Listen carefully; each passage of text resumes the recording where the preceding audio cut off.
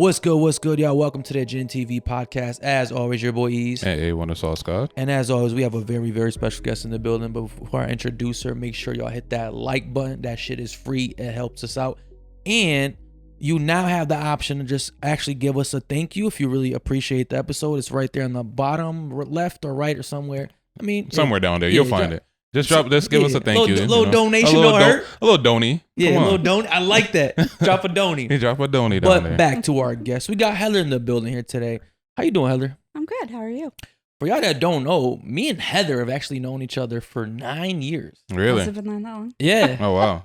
I've known her longer than you, yo. That's crazy. I've been I've been an RT for 9 years, and I met her at my first respiratory job. So we've known each other for quite a bit now. I'm 2 years late, man. I'm a little jealous. Well, as long as you know your place in the line. Okay. You know? I like that. So Heather, you're actually the first person that I've ever worked with to come on the podcast. Oh, really? Yeah, I usually kind of try to keep working this as a Sure. separate thing, but you hit me up and you said you want to come on, and it's for something. It's a little different for us. It's not something that we do, but I'm glad we're gonna get to be a part of it because Absolutely. this is a serious thing. So why don't you introduce the reason why you're here? I am Heather Keeley. I am the director of Stand Tall Sexual Assault Advocacy. We are a nonprofit organization that is reaching out to the community to set up peer support for other survivors of sexual assault. Currently, there aren't programs like this in the state of Connecticut, and our goal is to reach out to the community to educate. It's such a huge epidemic in the country right now, and we find that other survivors have nowhere to go and speak to each other. So that's where the idea all started. Damn. How many times did you practice that in the mirror? That was perfect. Flawless, right? Jeez, he stumbled once. Thank you. But yeah, I mean, so you said it's like an epidemic in America. It really is an epidemic. And it's so bizarre. And when it all came to be, I just find that people, for some reason, have always opened up to me about personal things, which is a really odd thing, but it's odd but flattering though that people just feel that energy about you and comfortable. True. Yo, because I have the same shit happen to me all the time, bro. Where I'll just be somewhere random. Mm-hmm. It's usually I'll take my son somewhere and it's usually some type of father kind of comes right next to me and just starts telling me like venting. How they one guy came up to me. I was at a trampoline park with my son, right, and he just comes up to me randomly, right, because my son and his son are kind of playing, and I'm like. I'm usually kind of just off to myself, you know what I mean? So he just comes up to me, starts telling me, he's like, how he got molested when he was a kid. And I'm like, really? Whoa, bro. Heavy shit, man. Right. Heavy stuff, for bro. a stranger, too. Yeah, and I'm like, it was one of those things where, I don't even know what to say back. How long ago was that? Last year sometime? Yeah. I've noticed that it's become a lot more frequent, that people are opening up a lot more about it, and I don't know why. Right.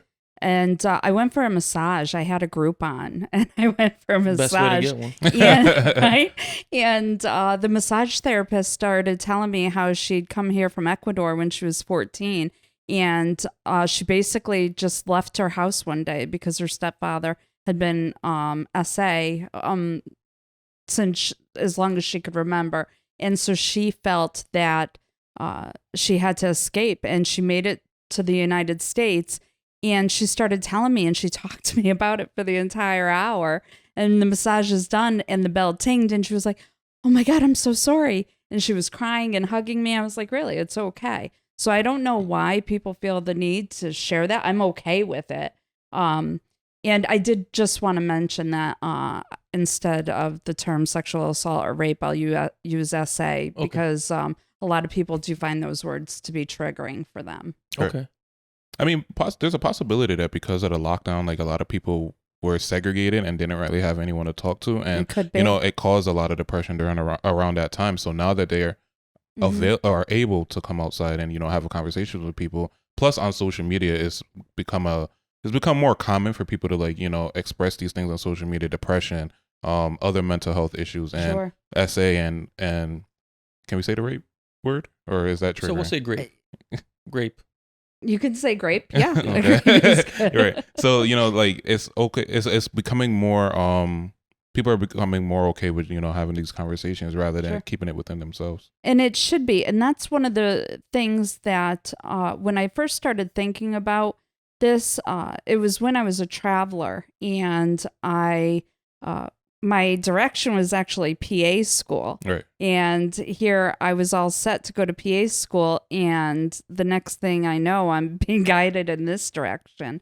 And I had planned on doing travel therapy in Montana. So I was looking at the Indian reservations in the area, and I was really interested in the cultures that I could experience during different travel assignments. And I found that one of the Indian reservations, since the first of the year, we were 40 days in, and they were missing 40 women from this one Indian reservation. Really? Essay and rape and sex trafficking on the Indian reservations is a huge, enormous issue, where 49% of women get raped on Indian reservations. The numbers 49%? are 49%. Is that by like other Indian men, or is it just like people strangers? Statistically, for women or men to be assaulted, 49% of their assaulters are of perpetrators are people that they know. Yeah. On Indian reservations, a majority of their perpetrators are people they don't know. So it's strangers, people from off the Indian reservation. It's That's not insane. Is that from usually people among that's their like own. coming in visiting, or is that from people that are in the Indian reservation kind of sex trafficking them out to the... They don't know. Okay. There hasn't been a lot of public debate open on Right. this, which really needs to be, because Absolutely. it's a huge, huge issue on the reservations, and with the Alaskan natives, it's Okay. also a huge issue that they're having that no one is addressing. Right. I find it amusing right now because, it's such a huge issue, and everyone looks for the Jeffrey Epstein list and Yeah, everything, and yeah. everybody's like, aliens. And it's like, no duh. Like, do you really think we're the only creatures in the entire universe? So let's sidetrack you from the Jeffrey Epstein list and the huge issue we're having with human sex trafficking. And let's just concentrate that there may be a ET that appears out your Right. front window tomorrow. Like, it's just ludicrous Do you that it's think just like not that being was addressed. like a way for the government to try to like distract us from like Absolutely. these other like serious things? Absolutely. I Absolutely. mean, that I do. Epstein thing to this day makes no sense. Like Not how he at got all. killed in prison is like, all right, yo, that was like a slap in the face to like the American public. To just Yeah. like, well, here's some bullshit, but just accept it. You know I what I mean, mean? Right. from my understanding, it seemed like, and my information may be wrong, but there was a building that collapsed in Florida or something along those lines, and he would live there. That just I don't know. magically I don't know. collapsed. I mean, Really? it was don't probably know. there's probably so much stuff like happening. I mean, it's like that lady that he worked with, there's a Giselle Maxwell or something. Right. Like she got caught and nothing came out of it. Right. Like that was she it. did go to prison. No, so I'm saying her- she went to prison, but like no names came out of that No, situation. not at all. No, because no, we're the thing being about that- sidetracked with so many other things. And I feel like that Epstein thing was like an initiation for like politics. Like I feel like they made people go into that island or that situation, do something that they may not even want to do, but like as a part of like, yo, here's like, it's almost like kind of getting jumped into a gang type of shit. Like, yo, Mhm. this is what you got to do, and we got this dirt on you for life. Which just sucks because the girls in that case suffer because of Yeah. this sick Mhm. whatever the situation is that's happening. right, Like, importing girls from Ukraine Right. at 14 and they're in their late 20s. yeah. The statistics are just astounding. Did you see Sound of Freedom? No, Did you see Sound of I'm not a big Freedom? movie person. So Um, I understand the gist of it. I mean, there was a lot of backlash with that movie. Like, Yeah. did you? So what? Oh, I totally saw that movie. Okay. And of course it just fell in line. My Yeah. head almost exploded, when I saw it. Basically, in a nutshell, it's someone that works for Homeland Security, and his job is to find pedophiles and to find, online pornography. And to make a long story short, he gets involved in this sting, and he finds a 8-year-old boy, and the father comes to the country to get the 8-year-old boy because they're, I believe, from Venezuela. Yep. This boy's from Venezuela. And the father comes to get him and he goes, well, what about my daughter? And he was like, what about your daughter? And so this man takes the next 6 years of his life, puts his whole life on hold to search the world for this older sister. And Does he find he okay. Spoiler alert. Spoiler. He does find her. You know, and the movie was just done with a lot of tact. So you pretty much knew what was going on, but they didn't, you know, it wasn't so in your face. Okay. So that's what I really respected about the movie. What was the big issue with everyone was having with it then? Like, because it's calling to the forefront what is really happening in the world. Okay. You know, and that this is a situation that's going on with the elite, you know, that join these clubs for $100,000, and for 24 hours they could do whatever they want with however old the child is. You know, and it's really a tragedy when you think about it, you know, and when we talk about, you know, sexual assault, SA or rape, you know, it's not a black thing. It's not a white thing. It's not a rich thing. It's not a poor thing. You know, it does happen in your neighborhood, you know, and it does happen at your private school, and it does happen on your football team. You know, it's such an issue that is just not addressed. And there are so many places in the state of Connecticut. There's a whole list, and once our website gets launched on September 10th, you'll be able to see we have a list of resources for people to go to. Okay. But it just seems like we're not being loud enough. There's just not enough anger around it. Like everyone just accepts it and then just moves on. Right. And, you know, so many people don't report it because there's a stigma attached to it, a shame attached to it. And can I ask you, so what made you become part of this group?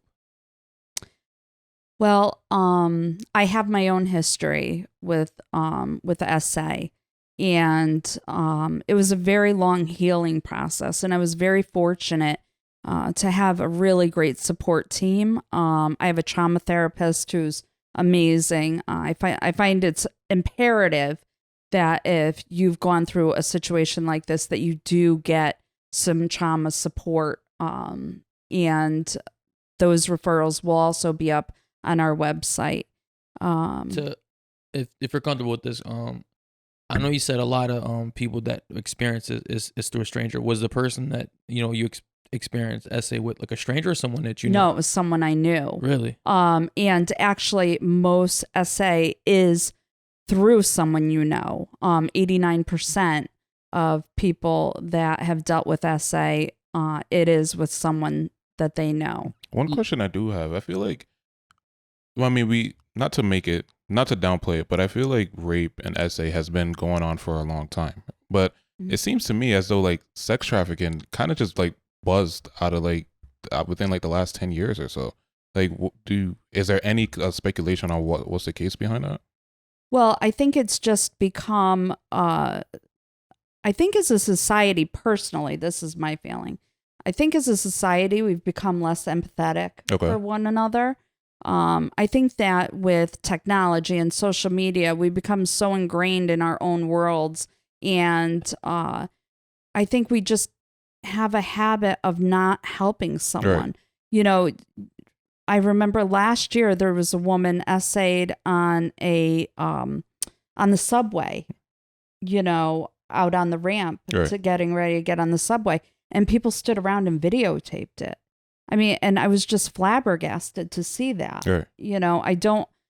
I don't think that people hold empathy for other people, and I think that there's just a disrespect. I think that maybe we're too busy paying attention to other things where we're just not educating our children as well. And I think that we're just not as neighborly as we used to be. So I want to like set some like I guess some parameters here. Like, what would be considered sexual assault versus not something that is not SA? Well, sexual assault, it covers such a wide range. It could be something from fondling. It can be groping. It can be rubbing up against someone without their consent, all the way to penetration. So physical has to be a part of sexual assault? Technically, according to the state guidelines, I believe it does. Okay. But I think the other thing would just be harassment. They do fall under harassment, and which leads it to an interesting study that I was reading about children and children being groomed. Where those things don't fall under sexual assault, but I really think that some things need to be re-reviewed. Grooming is a huge issue, and that's how adults get a child to come to them. Yeah. And grooming can be by saying, "Oh, look at how pretty you look," and this is a secret because you're my special friend. Okay. So there's a lot of education that has to go in when we're talking to our kids. With adults, there's some things that, I've really paid attention to over the last few years. I'm sure your family, a lot like mine, when you were seeing adults when you were growing up, you're like, go kiss Tia, go kiss Auntie.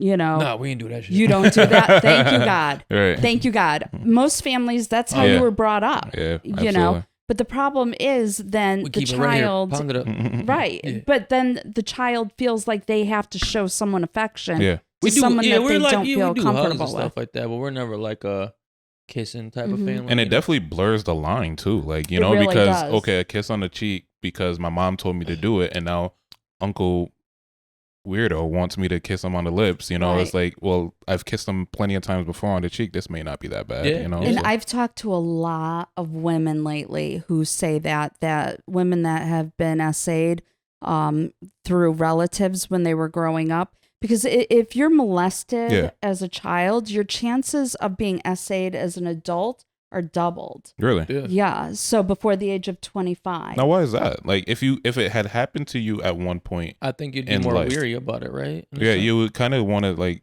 stay away from that. I or think be more that alarmed by it. I think that as a woman, when you grow up in situations that you have a tendency to seek out certain people, and I don't think you do it purposely.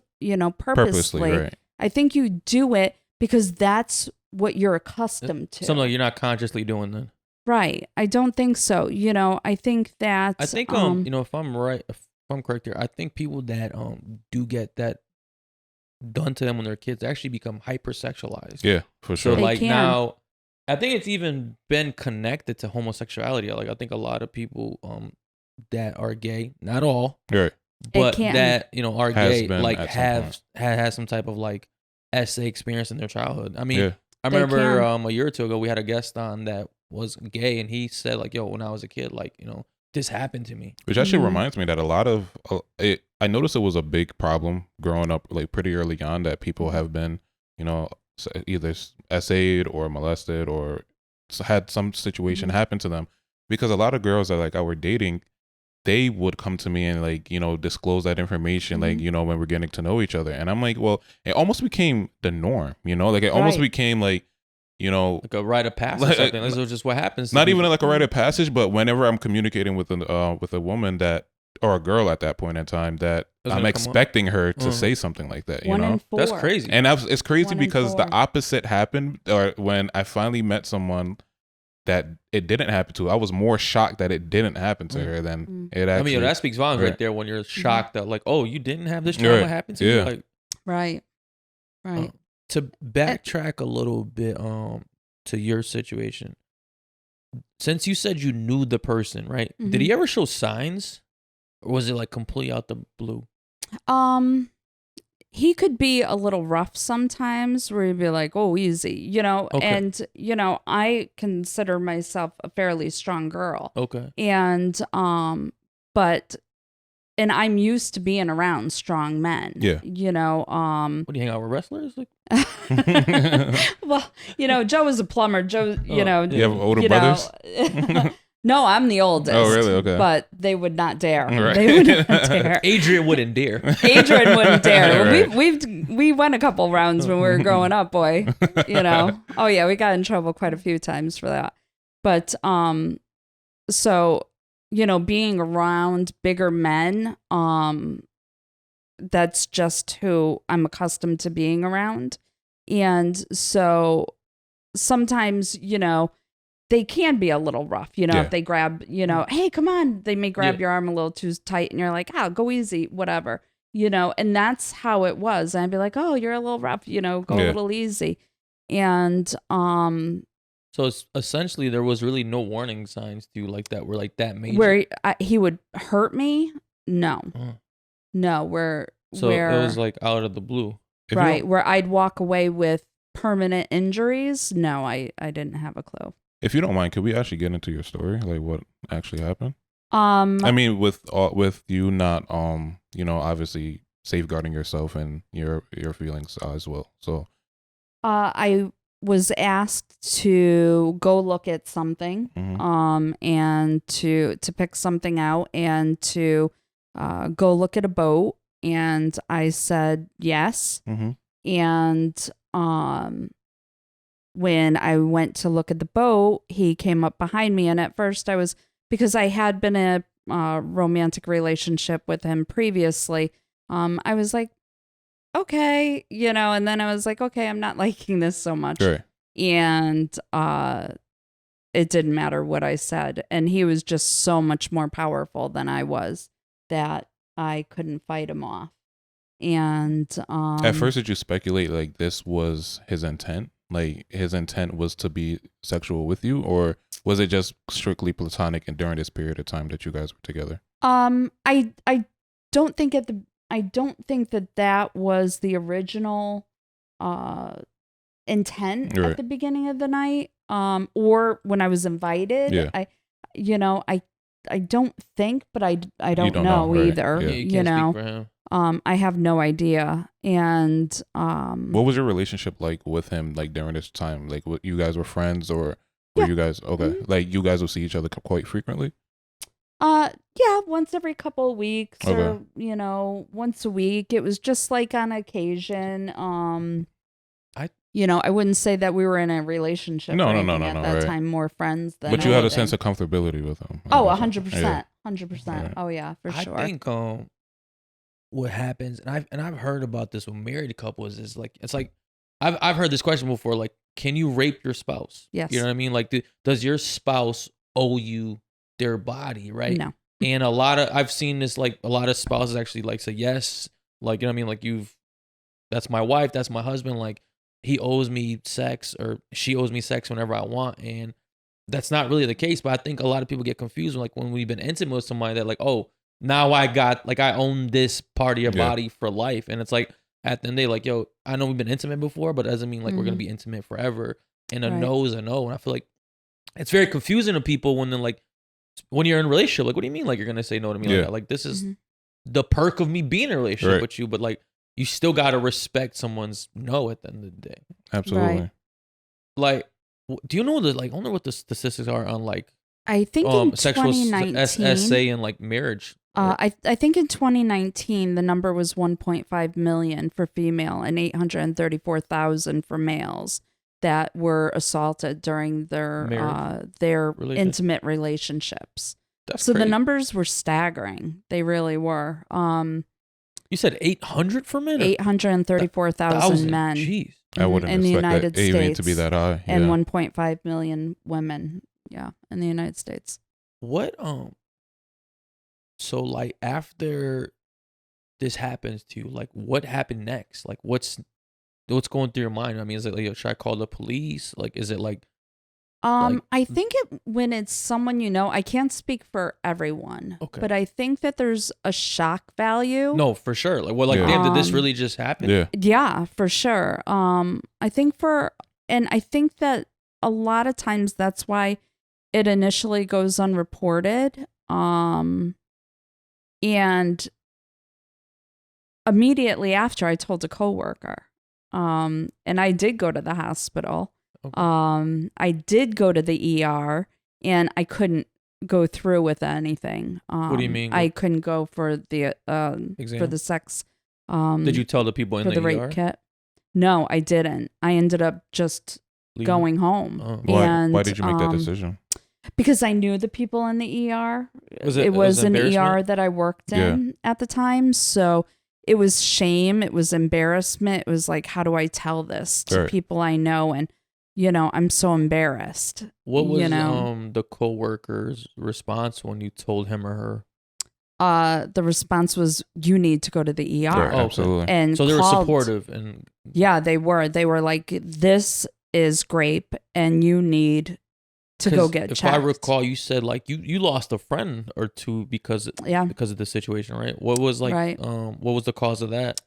When someone experiences this and they entrust you with the information and what's happened to them, there's some really, really horrible things that can be said. From friends, from family.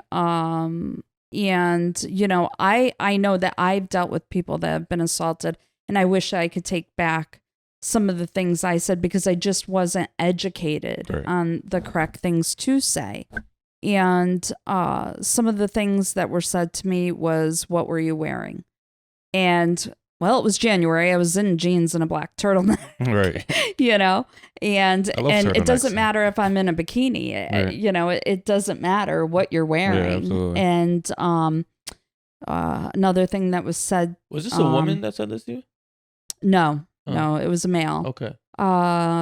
I heard, and not just one person. This was multiple people. They're all kind of like, almost putting the blame on you a little bit. Yeah. Yeah. I mean, it's like if you're asking someone what they're wearing while they got S8, it's kind of like, well, did you bring it to yourself? Right. You know what I mean? Right. At any point, did you think that you brought it to yourself? I think that mentally you question. Right. It's automatically a question that you ask yourself, okay, what did I do to deserve this? Because you play the situation over again, time and time and time again. And, what role did I have in this? Absolutely, right. And it's not until, after and you're empowered, that you realize, oh, I didn't have a role in this. Right. Because you think it's something you did wrong, and really it's about control over another person. It has nothing to do with sex at all. It's having control and domination over another individual. And that doesn't matter if it's a man, a woman, a child. It doesn't matter. It's just someone seeking control. Okay. So initially, when it happened, you said you went to the ER and you couldn't go through with it, right? No. Mm-hmm. How long after did you I think because you called the police at some point, right? I did not call the police. You didn't get the police involved at any point? What had happened was I went to the doctor. Okay. It's so bizarre. My thinking was so skewed at the time. I bet. And life-changing trauma. Yeah. And my injuries, I had a lot of injuries, and I had my shoulder done years ago because I had a torn rotator cuff. So I had surgery, and my shoulder was bothering me, let alone the other 50 injuries, And so I called the surgeon that's in my shoulder surgery, and I went and sat down and told him everything that happened. So, I mean, essentially you did what people do to you, like you told like almost a stranger like your truth. Yeah. And a doctor that I hadn't seen in years, and why he accepted to see me that day, I don't know. And he was like, I have to report this. And he went out and he reported. He called the police. Were you mad at him? No. My emotions at the time were all over the place. That I am really not sure. Like what my emotions were, they would just change constantly during. So how long after the assault did this doctor do this? 4 or 5 days. Oh, after? Yeah. At this point, is the guy who did it, like, is he contacting you? Like, is he really? Mm-hmm. Like he has no shame in this. Like, does he know what he's done at this point? And he's contacting you like nothing. Mm-hmm. You know, one thing that's forgive me. One thing that I don't understand is it seems like whenever this situation happens to them or someone that they typically end up going back. Why is that the case? Is that Stockholm Syndrome? Yeah. Is that what that is? That like is when you like kind of fall in love with your like abuser or kidnapper type of situation. I didn't know I had a term for that. Yeah, no, yeah, I think that's what it is. Yeah. It's really interesting story. You should actually. I think the first person, I think it was like some girl in London. Patty Hearst. She got kidnapped by some guy, and like they started robbing banks together. She fell in love with them. Right. Really? She was from California, I believe. Yeah. The Hearst family dynasty, I believe. I'm not 100% positive, but I think they own newspapers and oil. Okay. Now, why is that the case though? Like, why is it tends to be? I think they had her in a closet for a couple months or something. I can't remember all the details of it, but it ended up being where she believed that her captors were, her saviors. Is that the case for most? Like, so this is for this example, and they use that to kind of like title what that situation is. But is that the case for most of these situations to where the person goes back and they kind of?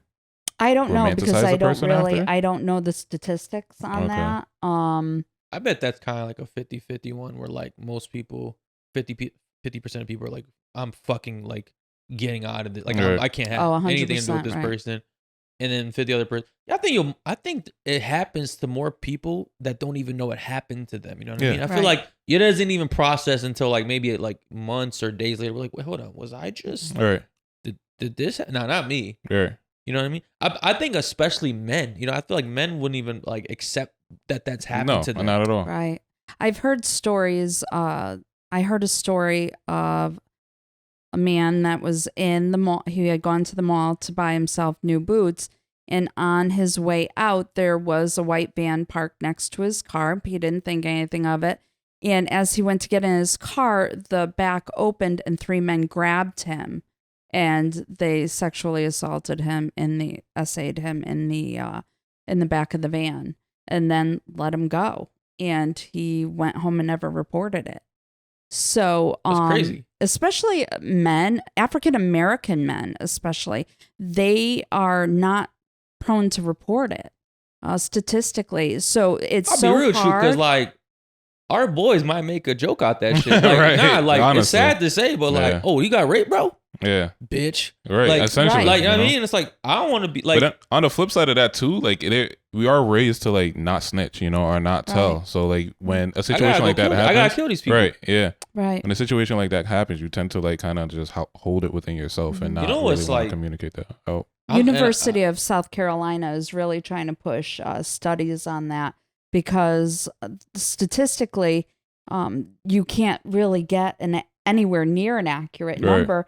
Because they don't speak up. Yeah, they don't want to say anything. You know, and I get it because there's a stigma attached to it that they're a fag or whatever the case may be. But, and that's one of the points behind our group that, sorry, we're not going to be as politically correct as some other people. We're going to be a lot more loud and a lot more. And honestly, I'm at fault as well because it actually happened to someone close to me growing up. And I did look, actually, not a guy, but a boy at the time. And something had happened with his mother's boyfriend when he was really young. And I looked at him as like he was weak. Yeah, not weak, but I looked at him as if he was gay, like growing up. Yeah.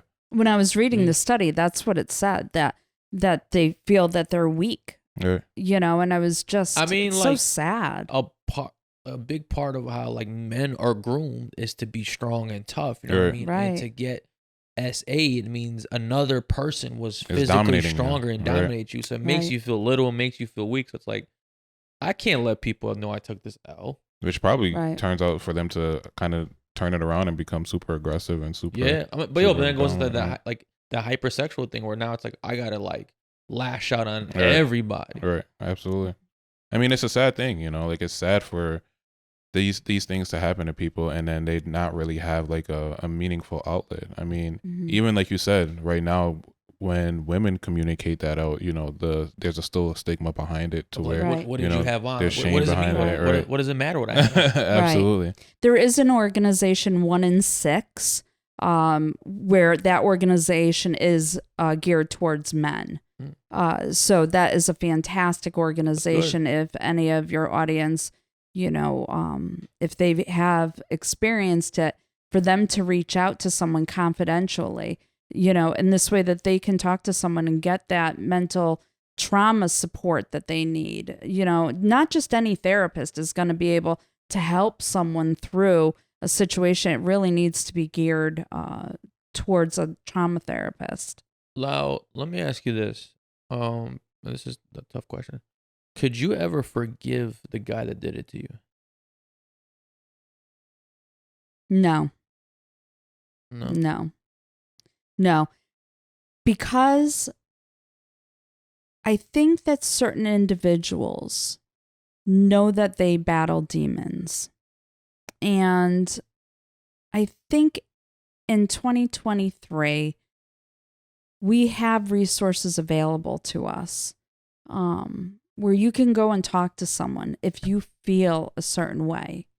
I don't feel that at this point, if you feel angry, if you feel like you want to hurt someone or hurt something, that there are resources available. There's not just trauma therapists available for people that have already been hurt. If you feel that you have that burn in your belly where you want to hurt someone or control someone and just take them and shake them or hurt them, I believe at this point we have resources available where you can get the help you need to take care of it. And so for me to say that I can forgive someone, no, I don't think so. I don't think so. So I'm going to disagree with you a little bit because I was having a conversation with someone about this earlier last week at some point.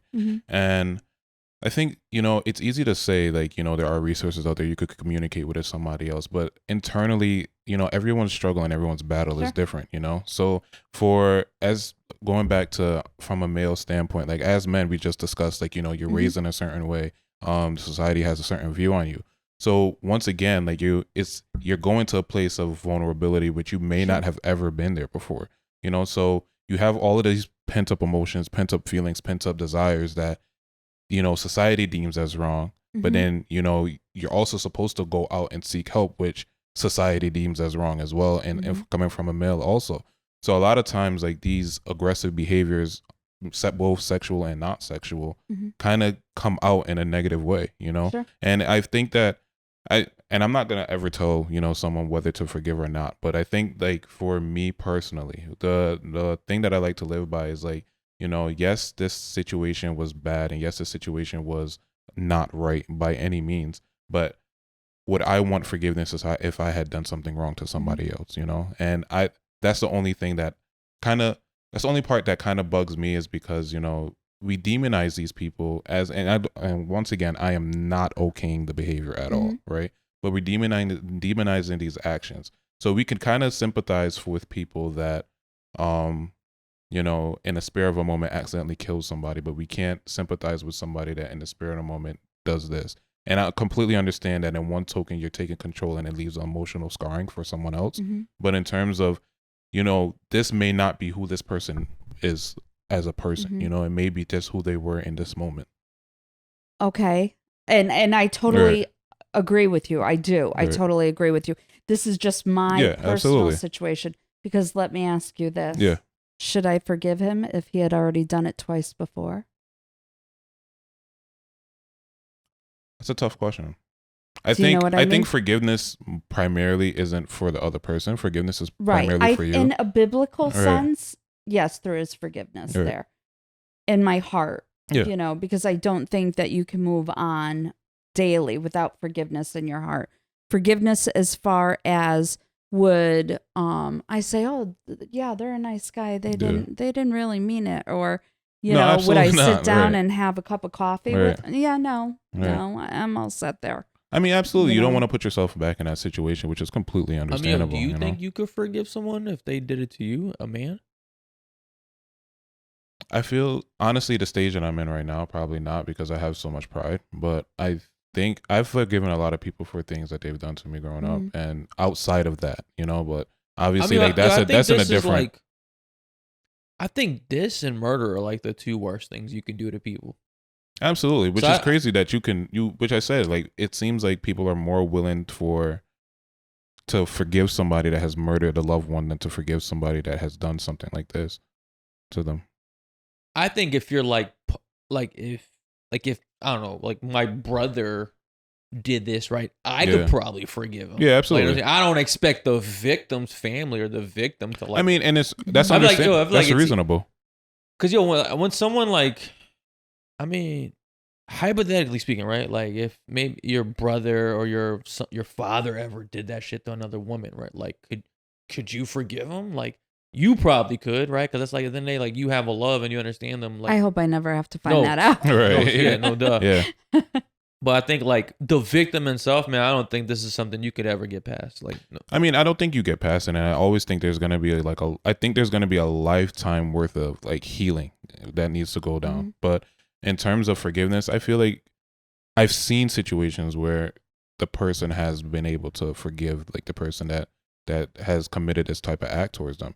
And I think those people are strong, because not only do you forgive them, or not only do you forgive them, but some of them even like end up, communicating back with the person and, trying to befriend the person. Now, is that the smartest idea? That's insane to me. That's like, I wouldn't be alone with them. Stockholm Syndrome thing I'm talking about, where like, are you kind of falling back in love with your assaulter? Like, I mean, I've talked to some women that have experienced molestation as a child, and they have Thanksgiving dinner with them, and I'm like, I actually know somebody that has happened to, and without going into too many details, they were actually I want to say molested by someone that is extremely close to them, and to this day they were able to completely forgive them and kind of be like, okay, well, that happened then, and this is where we are now. So even to this day, like the person has gone down a pretty bad path in life, but they're always there to support them. They're always there to be with them. And this is like someone that they wouldn't, romanticize after, So, I mean, when I heard that, like I said, when I had the conversation with this person and we were discussing it, I'm like, it's as a person, like that is like, you're speaking leaps of like, of forgiveness, because it's like, you're able to look past it, and not only look past it, but still be active in this person's life, And I don't think that's smart or safe. I think it really depends, to be honest with you. I don't know what my feelings are on that. I feel like, to be honest with you, I wouldn't say it's not smart. I think it's not smart to be alone with this person again, absolutely. But to have to communicate with this person, I don't think there's anything wrong with that. There's been so many times where outside of this, and I understand these are on two different levels, right? But we've been done wrong at some point in life, right? And we've forgiven somebody at some point in life, with the possibility that it could be done again, Now on bare surface level, it's essentially similar. Is it exactly the same thing? I mean, it's not exactly the same thing because situations are different, Like one is something very traumatic. Bro, I could forgive you for stealing $5 from me. Right. I'm not forgiving you for raping me. I mean, but would you leave your wallet around me again if I stole $5 from you? No. Exactly my point. That's the point I'm making. You forgive me for it, but you obviously take precautions after. But you're comparing like apples and oranges, because you're literally taking the worst possible thing that you could do to a human being, right? And then comparing the forgiveness levels to like, I mean, even though I brought the example stealing, like it's not comparable. You know what I mean? Like that's like it's the worst thing. Like an individual. Yeah, murder is the number one. I think this is number two. Like. And I feel like everything else is like drastically a number three. Like the gap between this thing is like so much worse than anything you can do to a person. I mean, I could forgive you for punching me, slapping me. You know what I mean? Right. I completely agree with you with that. I just think that I just think that. I mean, you said you couldn't even forgive someone if they did it to you. Not in the current state that I'm in, because I don't think anyone could. I think it's possible. I think if you can forgive someone that sexually assaults you, then like. You experienced so much trauma that you can't even like rationalize like the right things anymore. Like you're just too fucked in the head. Really? You think so? Yeah. Absolutely. I think that takes away from the person, though. No, it takes away from their own. I think they're that fucked up. I think SA and grape fucks people up so bad that like that they're not the same person after. Absolutely not. I don't think they're the same person after. But you're telling me that they're no longer a person that is able to make just decisions? No, not if you forgive the person that did it to you. You're Really? insane. I feel like you've lost it. That's a stretch. I don't think so. I don't think I could sit down and have, right. I wouldn't say sit down and have tea dinner, with them. right. I don't. Absolutely but, not. I mean, Thanksgiving's coming up. I don't think you're going to invite them. But yeah, in the biblical sense, I can. But to sit and have any kind of relationship, no. There's a lot of mental distress that goes into everything afterwards. 30% of assault victims contemplate suicide. 13% of assault victims. How many did you say contemplate suicide? 30%. That's a pretty high number, right? 13% Do you think when you're contemplating suicide that you're in the right state of mind? I would say no. There wasn't even a need to think about that. Man. That's a no. Like if you're contemplating suicide, right, you're not in the right state of mind. Which to me, that's like just kind of doubles down on my point where like that thing changes you so much right now where it's like you're thinking like insane things. I mean, but that's another conversation. How did you view the male species after this?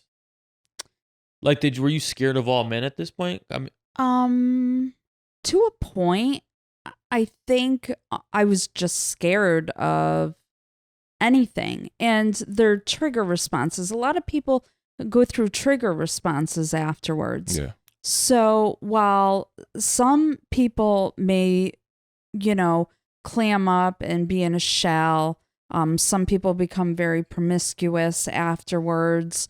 Some people can be angry. Everyone has their own response afterwards, and everyone has triggers. And I don't like Elmer Fudd for my own personal reasons. Does he look like Elmer Fudd? So it's just something that I don't like. Okay. So everyone has their own triggers that can bring them back to that place. That situation. So, and if someone confides those triggers, you should really respect those. Yeah.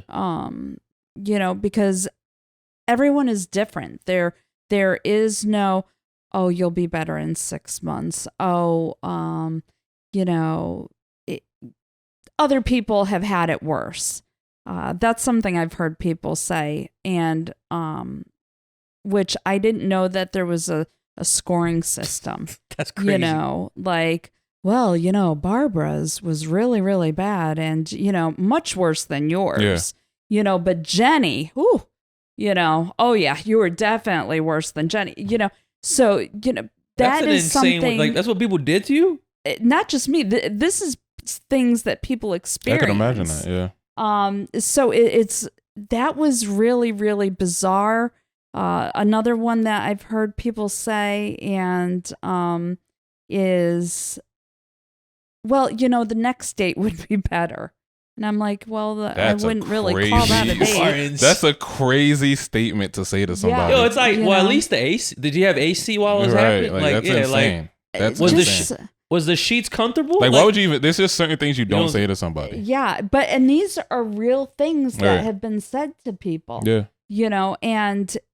Or you didn't try hard enough to get away. That's a triggering one. So, whether your fight or flight response tells you to, and I'm not going to get into, any details with my situation, but, whether someone fights, claws, bites, hits, screams, or whether someone is docile, that is all a fight or flight response that your body determines in that moment. You go into complete shock and not do shit. Like, that's what. Right. Yo, most people think they have a game plan when shit gets real. Yeah. And the reality is like, yo, you will not.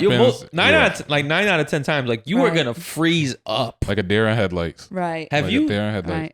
So I would never allow that to happen to me. Have That's you another done one. anything to prepare yourself in a sense to like for the situation never happening again? Like, have you taken like combat training, have a gun on you, a knife, mace? Like, have you done any like preparation? Like, oh yeah, for sure. Really? For sure. Like what? Absolutely. I won't go into all the details that I've done. I think that having self-defense classes, even if it doesn't help in a situation, it makes you feel somewhat empowered. Yeah. East Coast Training Systems in Waterbury, done on Watertown Ave, Drew Serrano runs an Escape Alive program. It's a women's self-defense course, and it's a phenomenal course. Okay. And he actually works in affiliation with Jane Doe No More out of Naugatuck, which is a sexual assault advocacy program also, run by Donna Palumba, who's just absolutely amazing.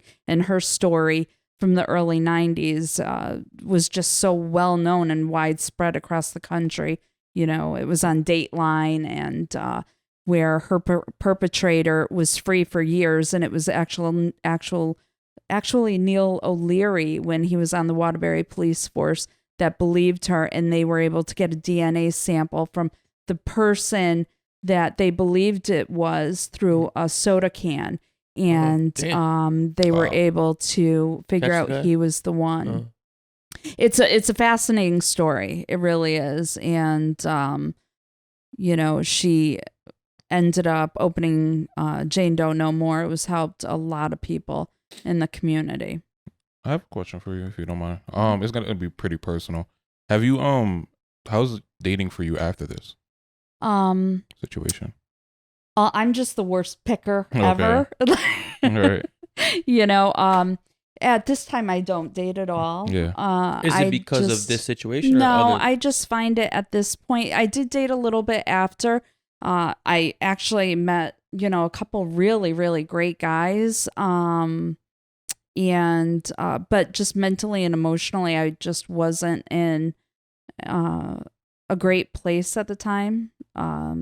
I had met a mayor from a small town in Mass, and he was wonderful. He really was.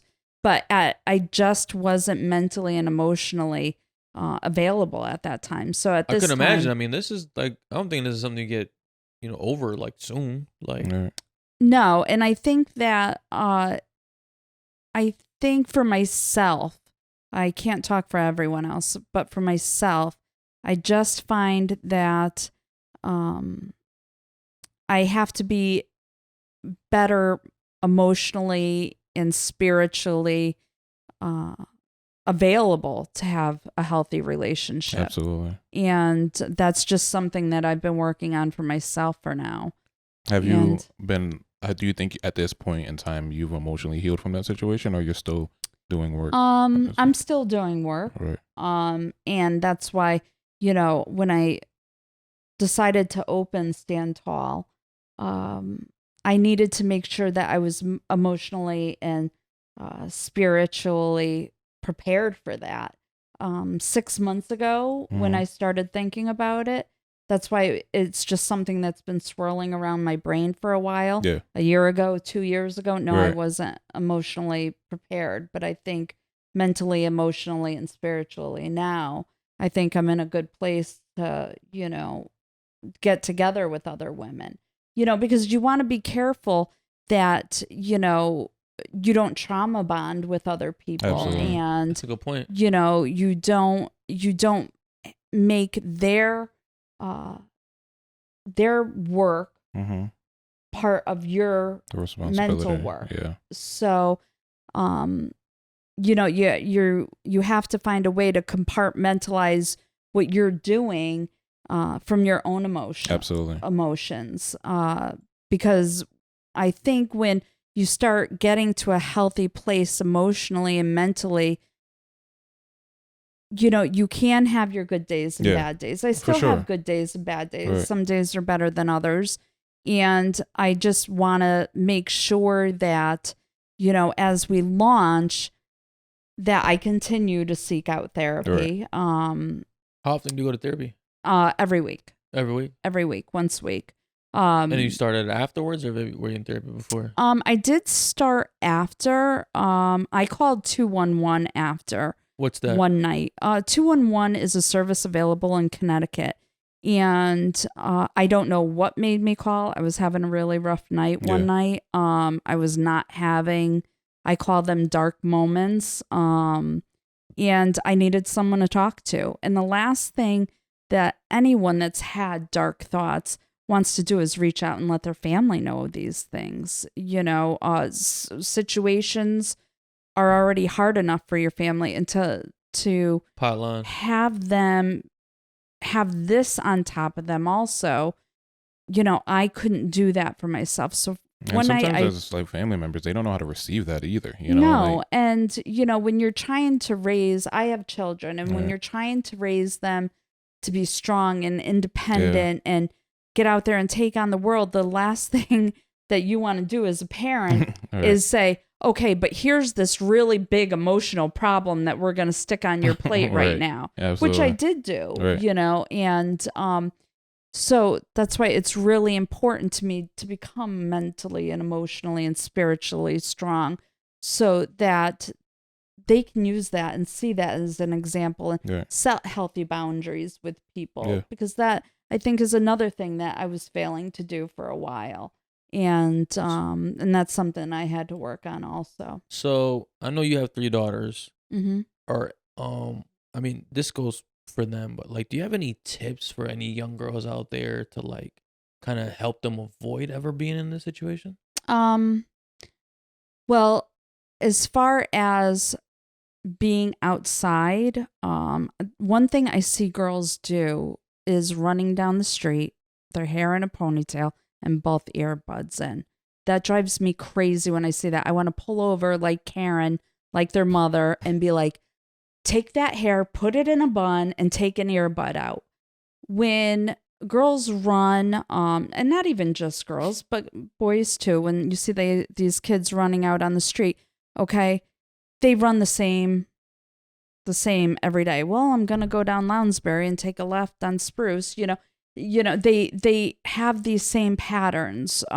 So I think that when kids are out on their own, teenagers are out on their own, they need to, you know, make sure they only have one earbud in when they're listening to music. Girls should have their hair in a bun. They shouldn't have it in a ponytail because it's easier for someone to grab from behind. Okay. Yeah, if a guy is running up behind you and you have both earbuds in and you have your hair in a ponytail, you don't see them coming, you don't hear them coming. And it's easy for them to grab. And it's easy for them to grab. I would have never thought of that. Yeah. So things like that, I believe that even if someone is just touching you or saying how pretty you look or, you know, sharing secrets with you, you should teach your kids that the only secrets they should have with another adult is if there's a surprise birthday party coming. Okay. There should be no secrets that someone should be sharing with a child. I believe that you should tell your kids, especially teenagers, that the action isn't bad. I think that a lot of people, they are trained that something is good or bad. Okay, you ate all the food on your plate. That's good. If someone touches you in a private spot, that's bad. So now all of a sudden the kid thinks what they're doing is bad. Like it's not, like it's their fault. Like it's their fault. So what you should be telling your child, instead of if someone touches your private spot, that is bad, you tell them, no one should be touching your private spot. And if someone does, you should tell me. Okay. And if someone tells you it's a secret, then that's a secret that you need to share with mom and dad. Okay. So those I think are really important. You don't have any sons. I got 2 sons. I mean, you don't have any kids yet. So obviously, when it comes to essay, it seems like it's predominantly men or boys doing it, right? Oh no, that number is increasing. No, I lot definitely more women. I know, I know, but for most of history, it seems like men are kind of mostly responsible for it. Why? Like, what do you think we could be teaching young boys to not do this, or like men? You know what I mean? Because it seems like we have to address the abusers as well, right? And not just the one that gets abused. Like, because I got 2 boys, and like one of my biggest fears is like them doing this. You know what I mean? Like them being a part of this situation. Obviously, like I fear them happening to them, but like like I would never want them to be the ones doing it to someone else. And it's like, I don't know, like what's going on like with men that like this is such a thing amongst us. Well, I think it's a couple of things. And let me tell you something. When I was a kid, I remember being in 5th grade. I'm totally going to age myself here. And I'm on the school bus and someone, I think it was the bus driver, had Jay Giles' Angel in a Centerfold playing on the radio. And this was a big thing when I'm 10 years old and in 5th grade. When I went to get off the school bus, and it wasn't just me, this happened to a lot of girls. There's a lot of groping going on from other kids your own age. You know, as girls and guys are starting to develop, you know, they start being touchy. And in middle school, in high school, yoga pants, somebody coming down behind you and pantsing you, you know, where they're pulling down your pants. All of that is inappropriate. And I don't think we're taught that when we're young. And I think that that's something that we really, really need to start teaching like kids. You don't touch other people. I think that, you know, sex has to not be a taboo subject.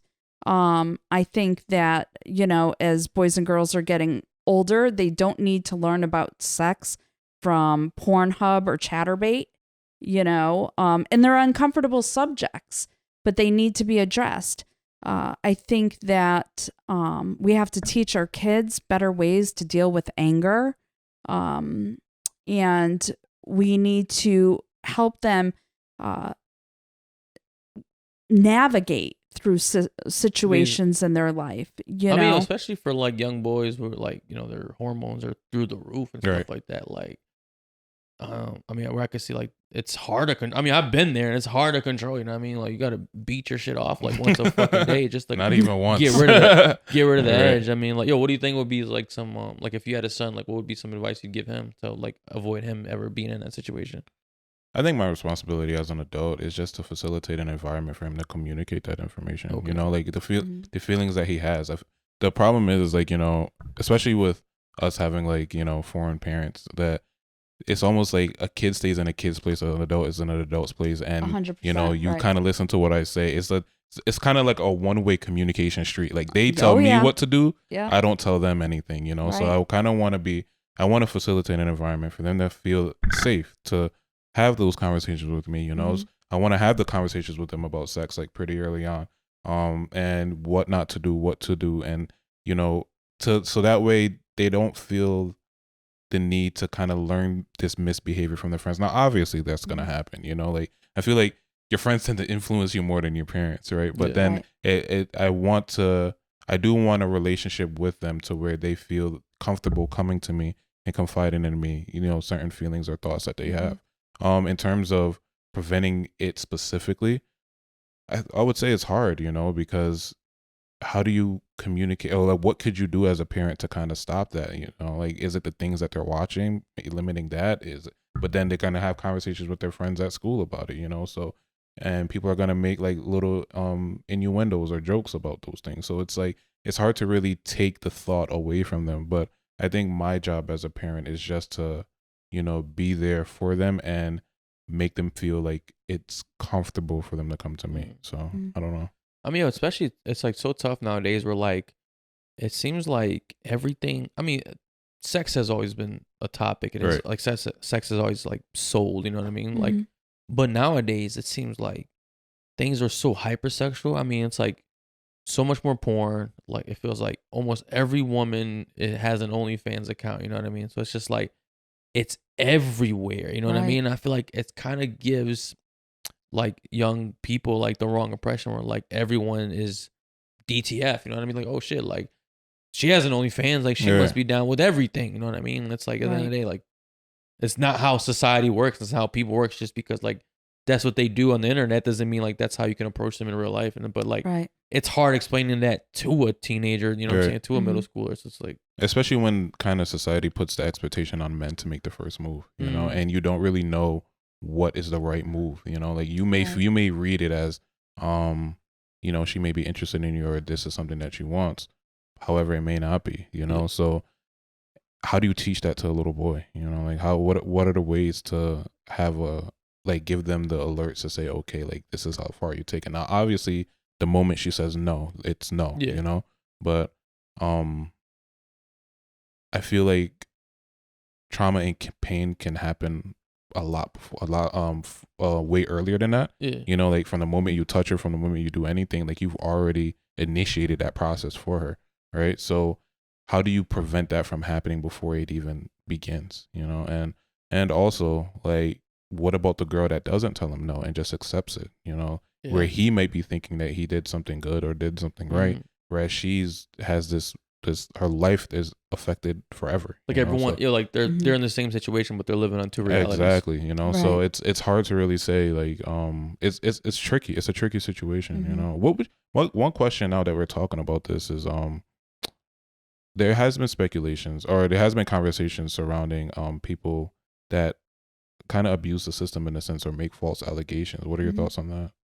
Well, according to statistics, you know, it's very rare that people do. Okay. Statistically, it's about 5%. 5% too much, as far as I'm concerned, because you know, with the U2 movement, you know, we've had so many people come forward, but then you have that small percentage of people that make up stories, and I think it's such a huge insult to people that have gone through traumatic experiences, that honestly, I believe that they should have, you know, they should be arrested for that. Right. I mean, if you lie that was my next about someone saying you, like, you should go to whatever they were gonna give that person if they got convicted, you should get as in return. You know what I mean? That was my next question. I feel like there's way too lenient on people that lie about SA, and then like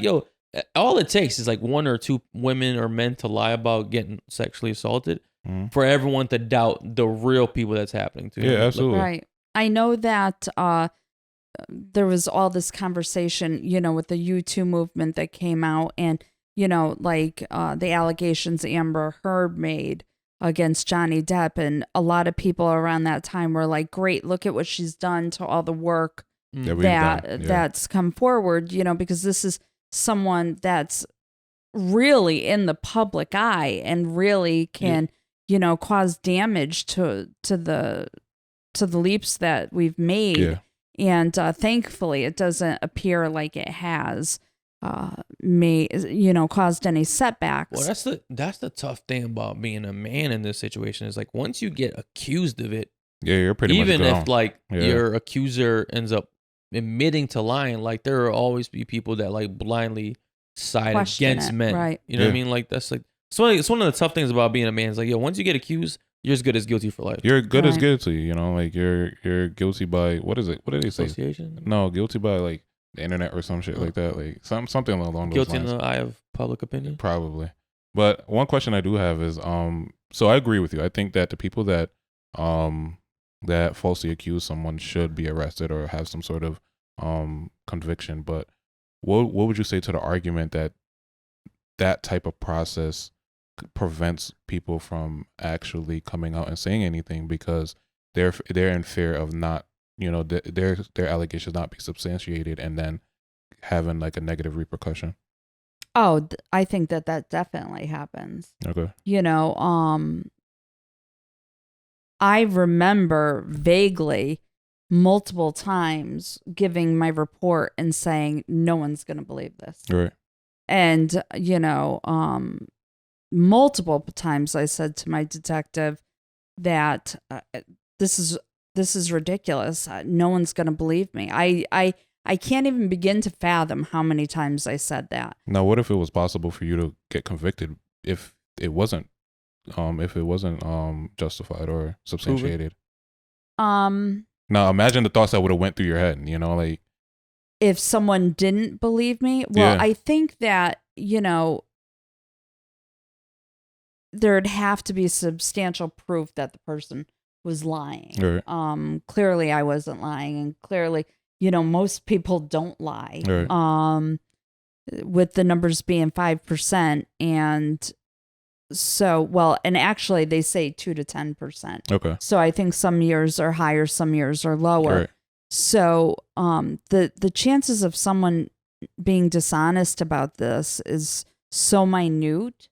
And as far as I'm concerned, which can also be a problem because the chances are so low that someone's lying that when someone is lying, people aren't gonna believe that person's lying anyway. You know what I mean? Right.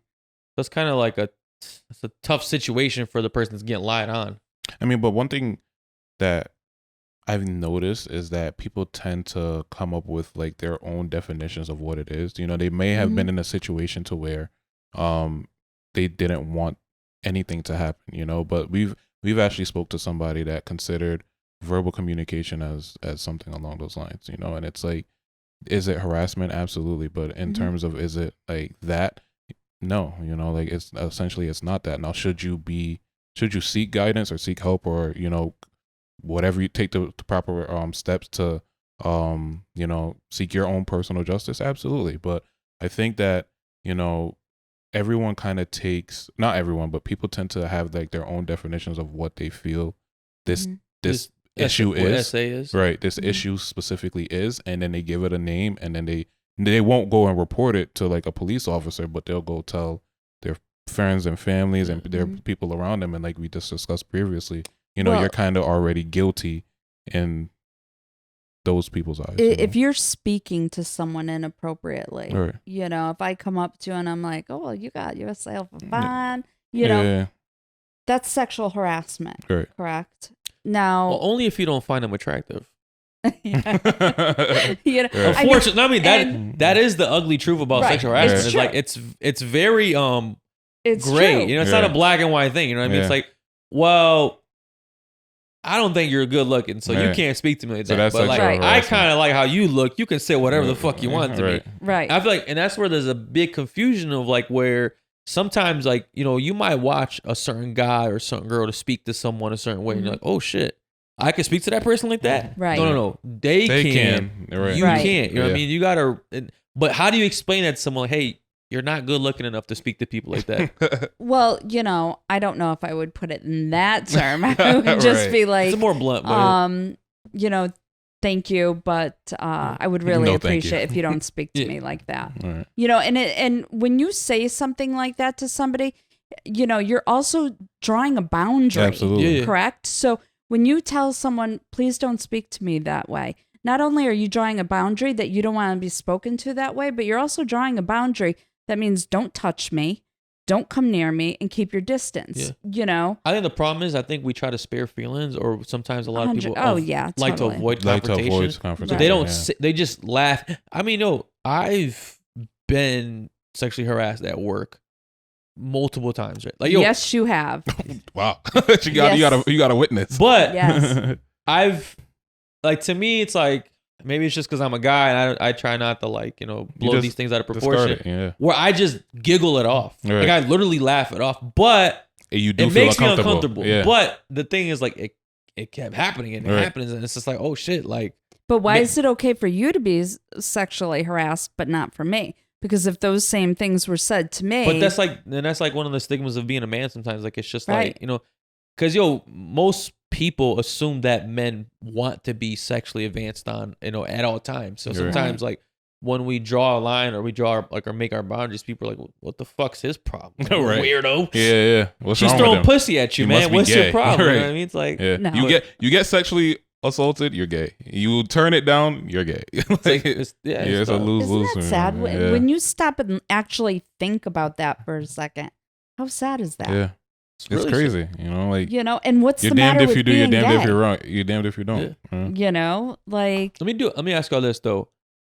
Do you think there's a time limit on reporting SA or rape?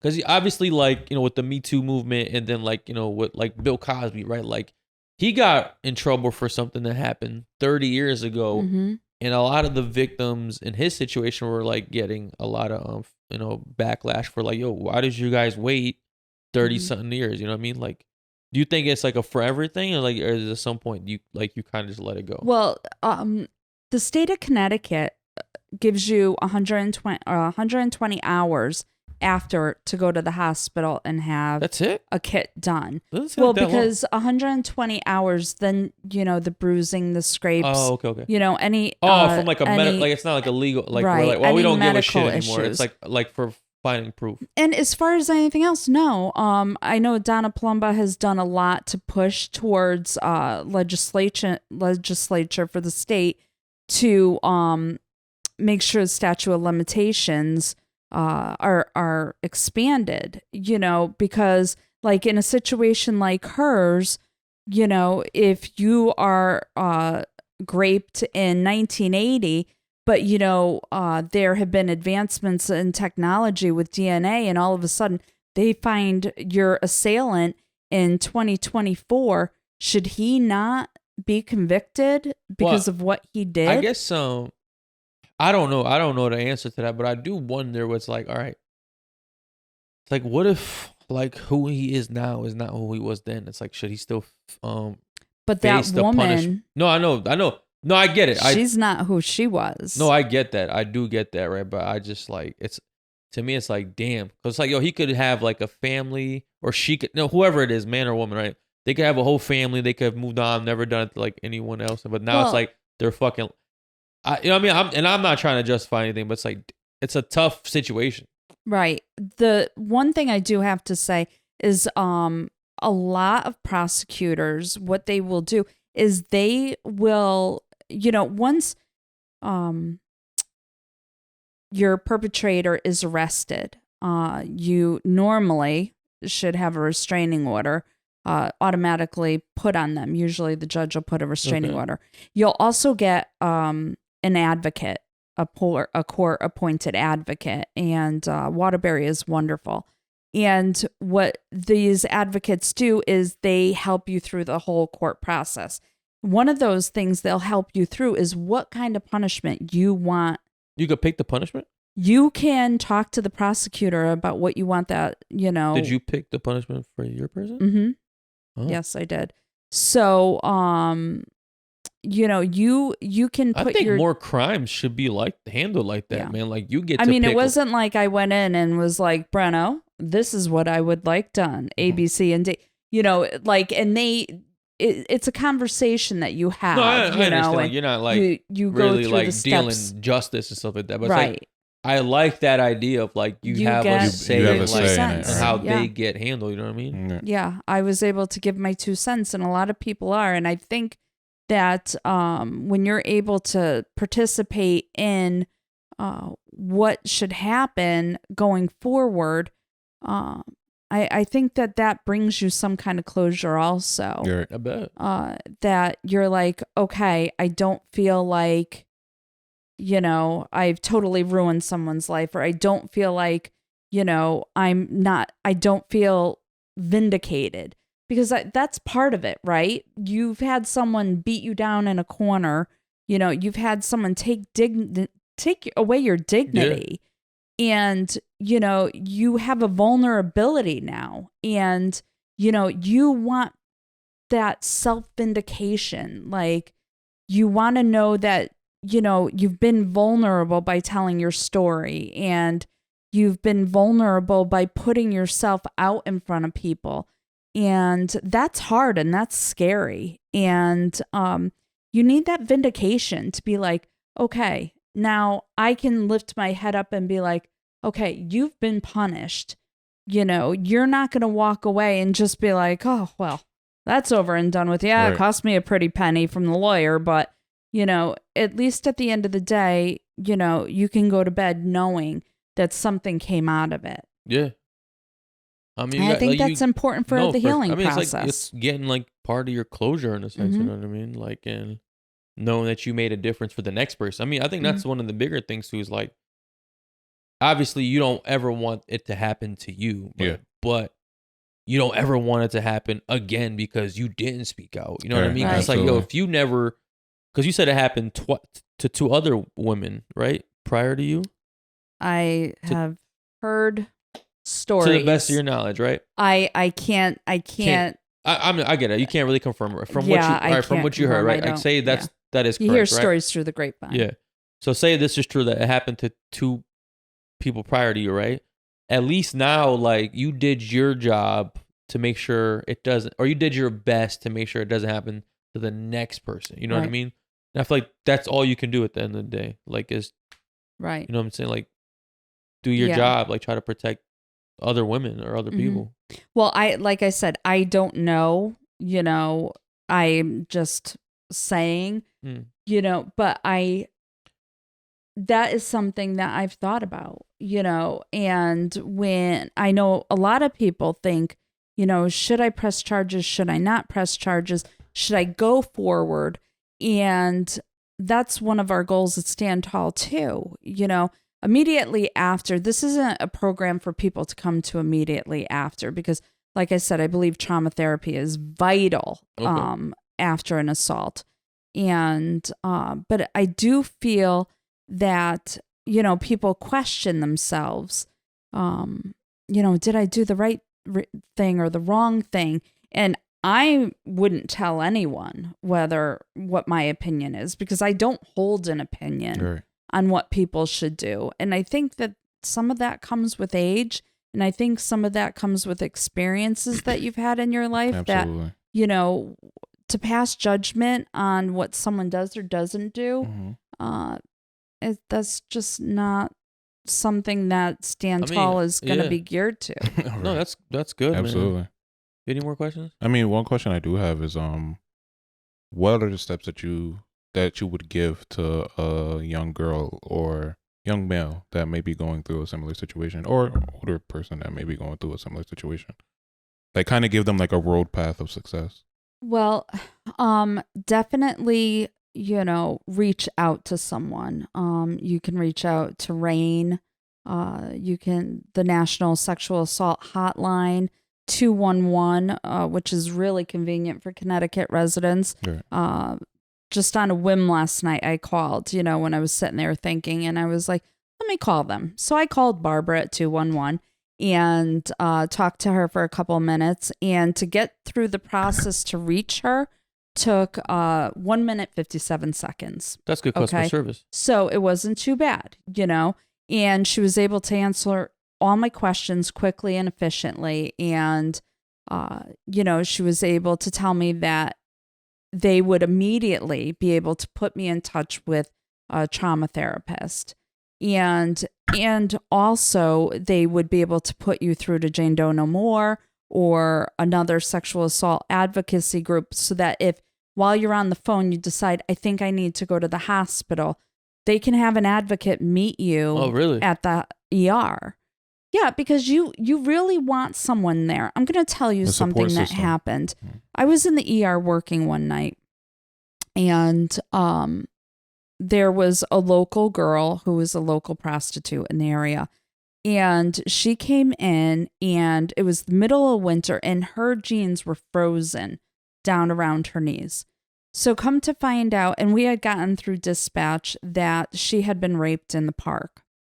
And that it was sleeting out, and that poor thing came in, and she was just shivering so badly, and she was so frozen, and we cranked the heat up. And so I'm looking at her, and I'm like, it's okay, we'll get you everything you'll need, we'll get you warmed up.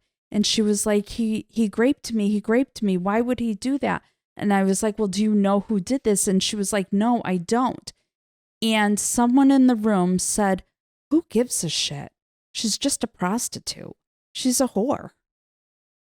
And it really bothered me, because I was like, because it was not consensual. She did not give him permission to come up and do that to her. That makes you feel like less than a human.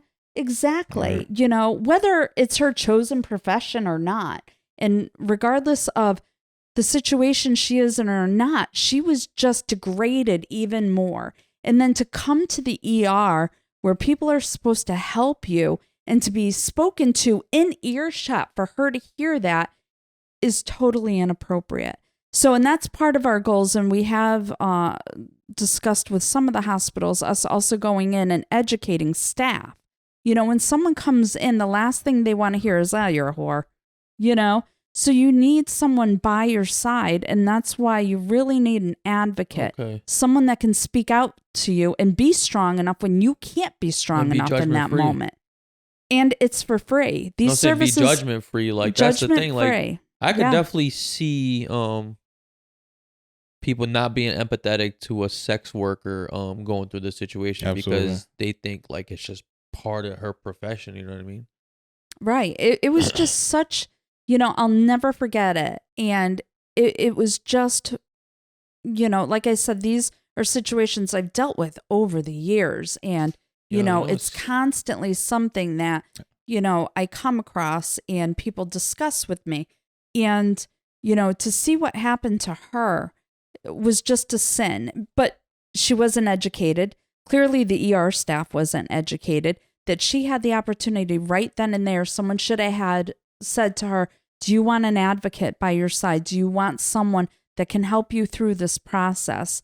And, had she had, or anyone that doesn't know better, if they have an advocate by their side, whether it be they get a kit done or not, whether they decide to press charges or not, at least they have someone to talk to, and that advocate can help them along the way and make sure that they get the help that they need. And these services are all voluntary, and these people are not going to have to pay advocates for their services. That's good, man. So I think that's probably like some of people's biggest worry when they're trying to get help is like, I don't have the money to afford that. Right. And it's like, and luckily it's free. They don't need it. The grape kits are free. The advocates that come in are free. If you do have medical expenses that are incurred, the state of Connecticut does have a fund that they will help you pay for those services. And where is the place that they can go to find out this information? Because lack of knowledge is going to prevent right people in from... Waterbury, Safe Haven, the women's emergency shelter right here in Waterbury. Safe Haven is really great, and they can really advocate for you. Like I said, there's RAIN, there's the National Assault Hotline, but the thing is, when you've been through something, you're not going to be like, okay, that number is 1866.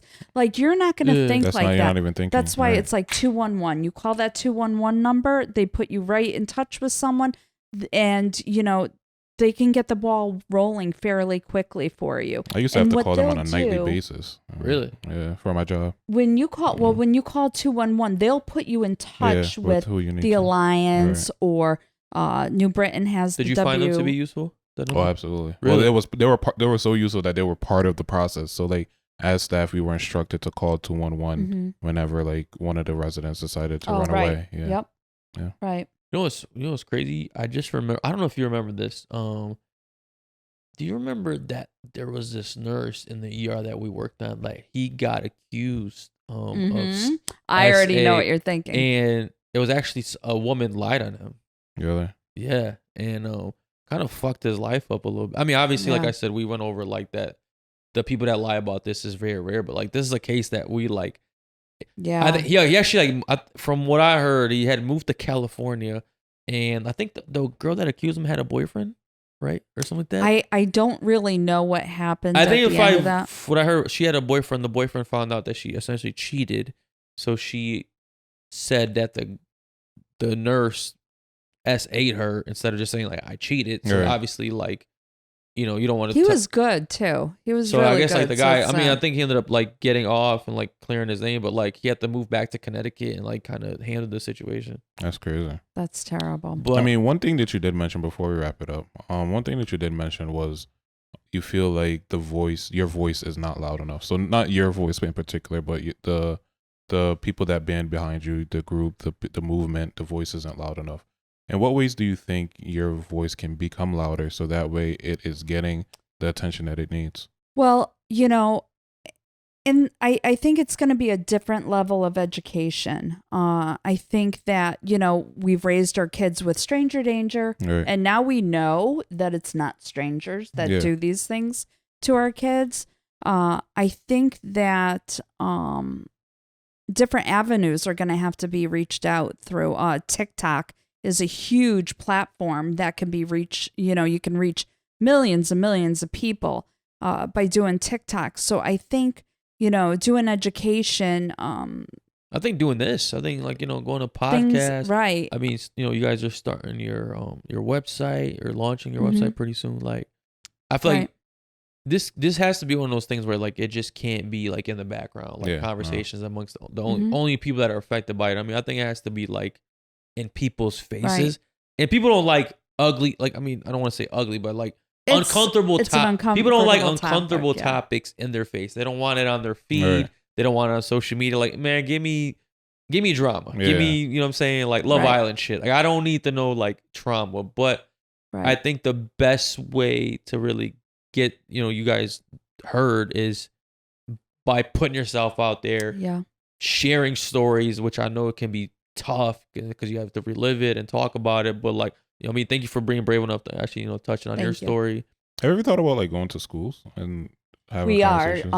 One of my daughters has a spreadsheet, an Excel spreadsheet. Okay. So hitting the dorms is really important. What about even like elementary schools? Like? We've thought about elementary schools, but right now with all the, everything that's going on in the elementary schools, how they should, make decisions by 7 what sex they're going to be, and drag queens reading. And, at this moment, I'd rather start and work our way down.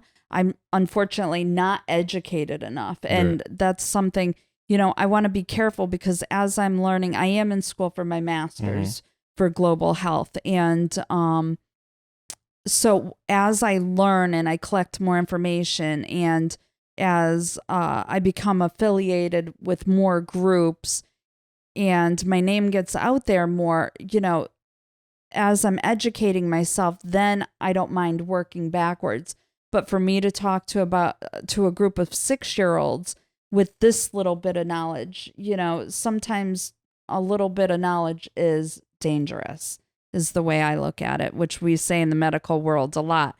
A patient knows this much knowledge and all of a sudden they know, what their whole care plan should be. So I think it's really important that as I gain knowledge, I work my way backwards. I've been through, I've raised three kids, and to talk to women is more my wheelhouse right now.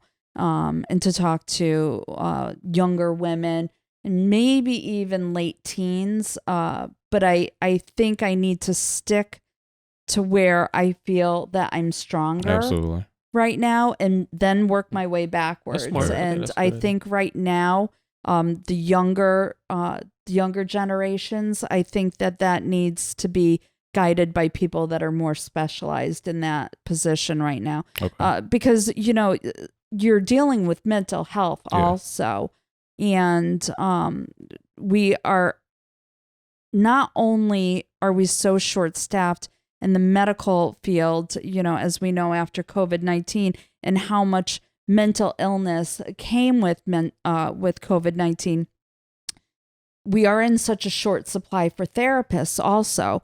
So, I really think that these younger generations, they really need to be educated by people that is their specialty. Right. They went to school for that. I'm not a counselor. I'm not a trauma counselor. I'm just someone that can advocate for you, that we're getting all of our certifications and we're accepting volunteers that are licensed counselors.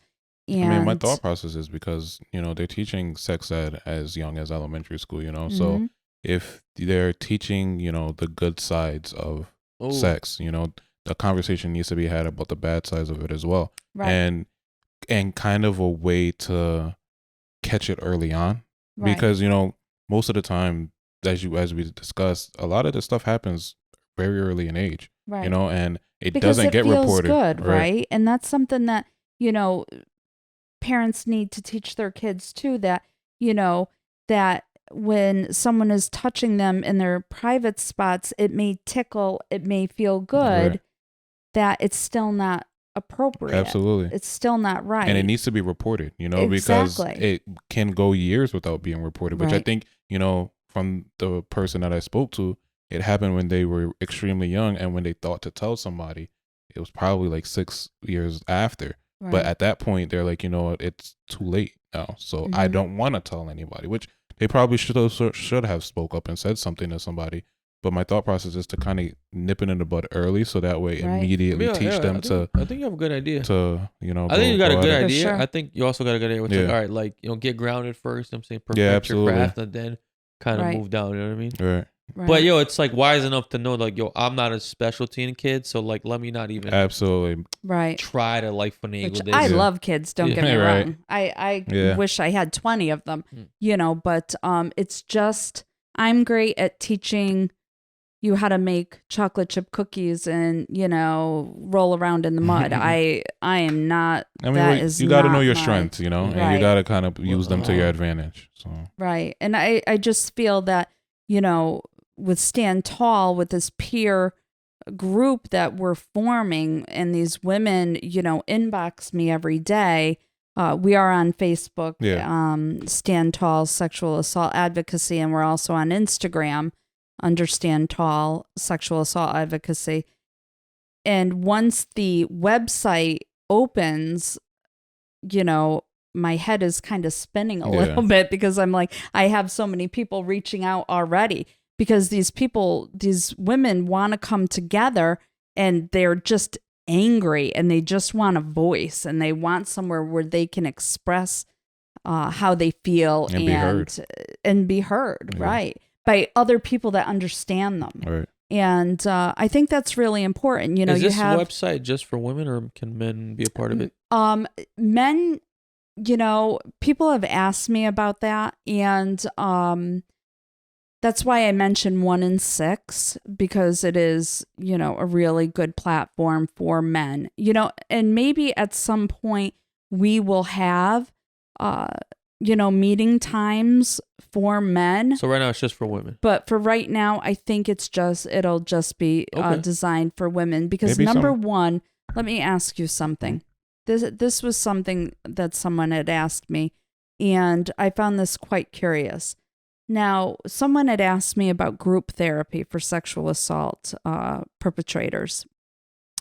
I'm not really, you know, if that's what they feel they need to do, or a court feels they need to do, or a therapist or whatever, I'm not a huge proponent for group therapy for sexual assault perpetrators.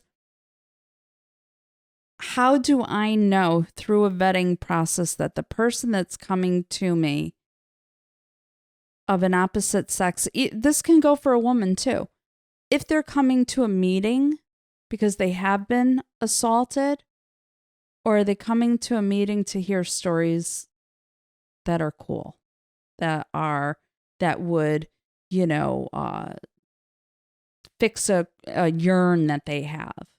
I mean, it's no different. I mean, I think that's a tricky area, because you know, you could also receive women that have like this same thing, and this kind of like not this fantasy about it, you know, or like this not this fetish, fetish about it, you know. So it's one really thing hard about to say. sex trafficking is like most of it is, I don't want to say most of it, but a lot of cases that I've seen and have been reported is women doing it to other women. You know what I mean? That honestly, that I'm glad you said that, because like I said, I used to work in a place that we had to deal with 2-on-1 a lot, and the problem wasn't men coming in there trying to sex traffic. When they told me sex trafficking was happening, I'm thinking it's men, but here we have teenage girls trafficking other teenage girls, like recruiting them and coercing them to, hey, come on this ride with me. And obviously they're going to go because they want to, you know, get out of the house and kind of break the rules, probably smoke and drink, and then find themselves in a situation that they didn't expect to happen, you know? Right. So it's extremely sad that it tends to be, you know, a lot of women that kind of be that gateway into this lifestyle, you know? But which is really just a sin, you know? And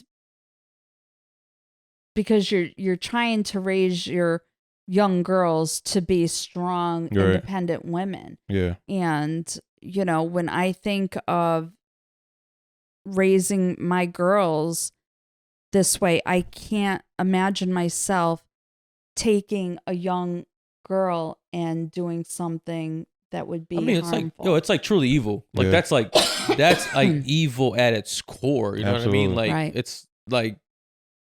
I mean, dipping back just a little bit. One piece of advice I have, if it's not too late for you, is to at least have like on your website the places where men can go to kind of seek help as well. I do have that on my website. So that way, I do have a couple of places. They don't feel like they're just kind of hitting like a dead end when visiting your website. No, because I really believe, like I've said all along, that a woman needs to feel validated and needs to feel strong. Right. And that same goes for a man. Absolutely. Like, they need to feel vindicated and they need to be able to feel like they can raise a strong man.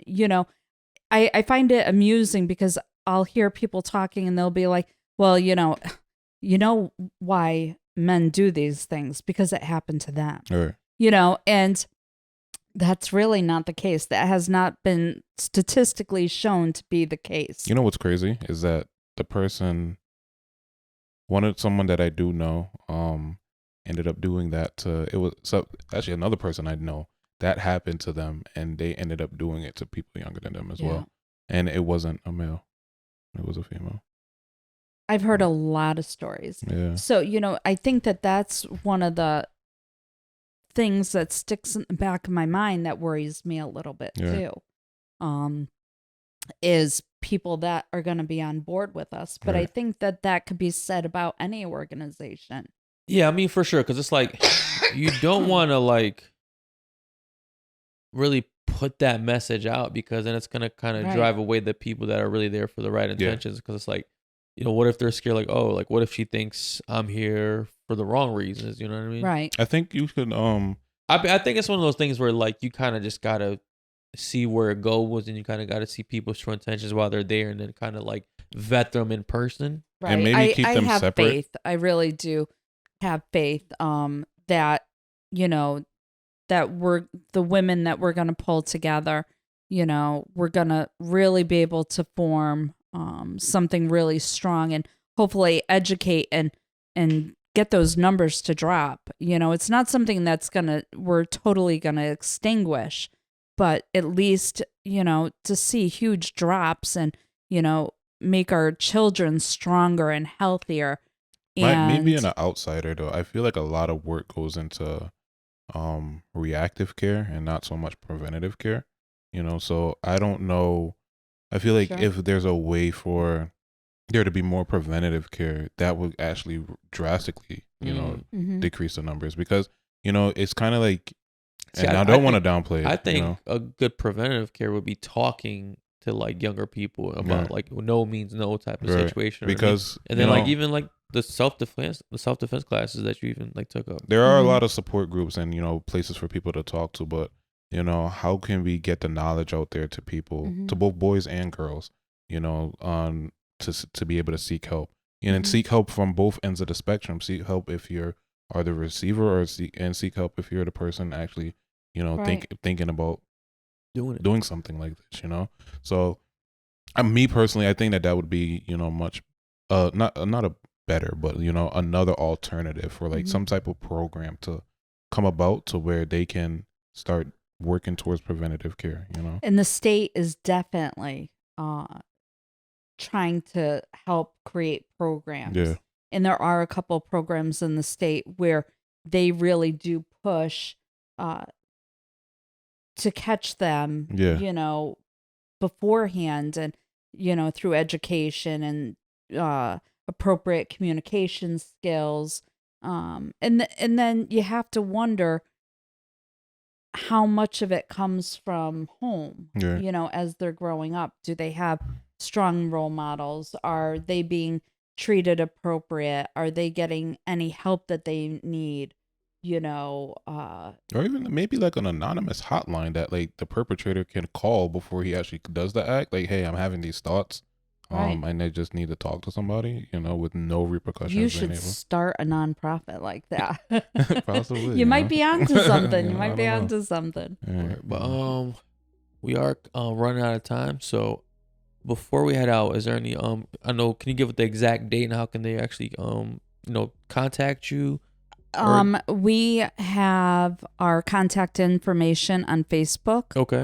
Stand Tall Sexual Assault Advocacy, where they could like and follow us. Contact information is there.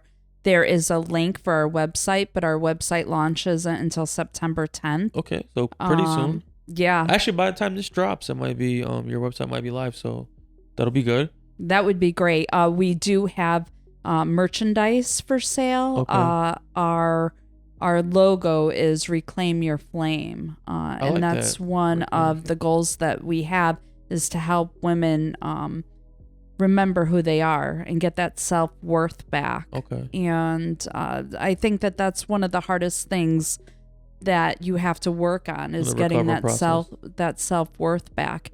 And our logo is a phoenix. Okay. So, the phoenix was said to rise again, to reclaim its power. Yeah. So we have the phoenix as our logo with Reclaim Your Flame.